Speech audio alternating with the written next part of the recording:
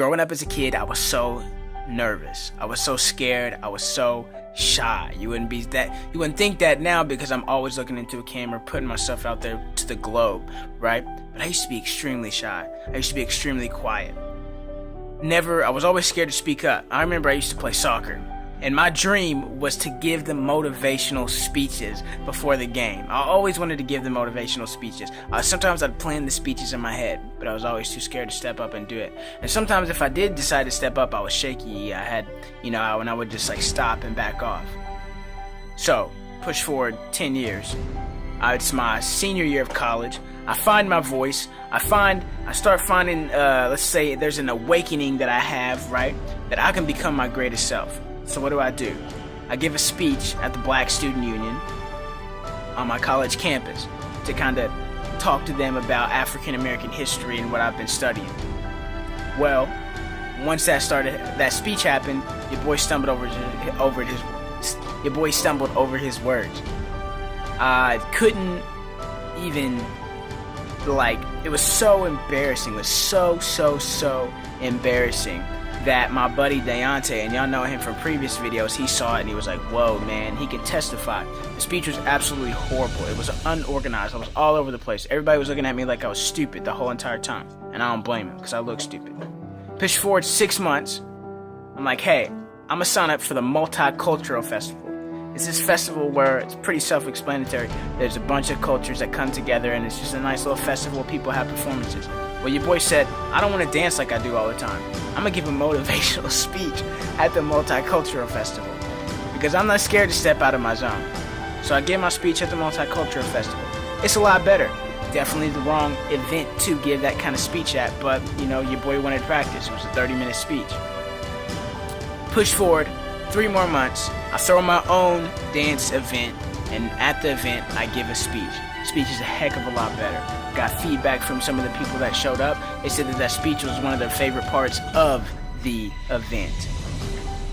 Now push forward an X amount of days to now. Your boy hasn't given many speeches aside from classes and some workshops or whatever, but he's looked into a camera almost every single day to inspire this artist watching this video to get up and create and get the most out of this experience that we call life. And the videos are getting better every single day, but they didn't start there. That's just what I'm getting at.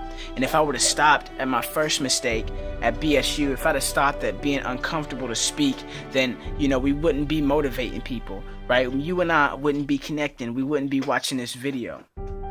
So I'm saying this so you, my friend, will keep creating the things that you need to create, okay? Because throughout time, right?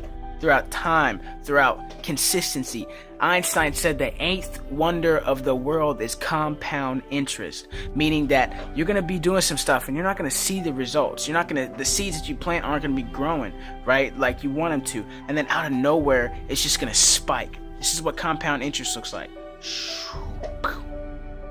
Or maybe the graph should have went the other way, but you see what I'm talking about. Nothing happens, and then boom, it spikes. Einstein, the 8th wonder of the world, compound interest. So I'm not talking about just financial investments. I'm talking about your actions. So keep creating. I'm here to help you produce, right?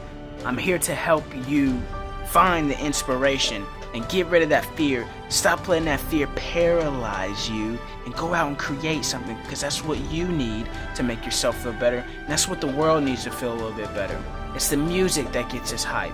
It's the movies that opens our mind to the other options, to thinking of a better future. It's the books, okay? It's the YouTube videos that have given people access to information that they used to not have access to. You're an artist. It's the paintings that create the different worlds, right? It's the pictures that capture the moments. Please keep creating. Please step out of your comfort zone. Please give a big middle freaking finger to anybody who tells you to be realistic.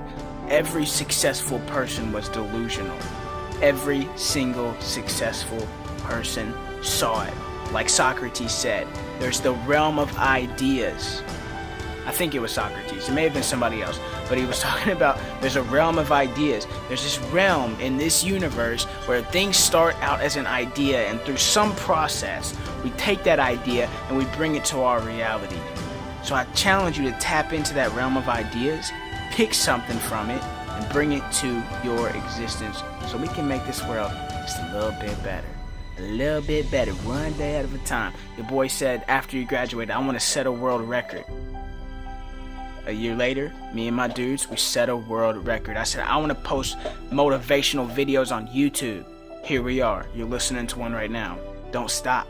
Don't give up. Create it. Create it. It might be ugly now, and that's okay. It might not be perfect now. That's okay. People might not be listening. That's okay. Keep freaking creating.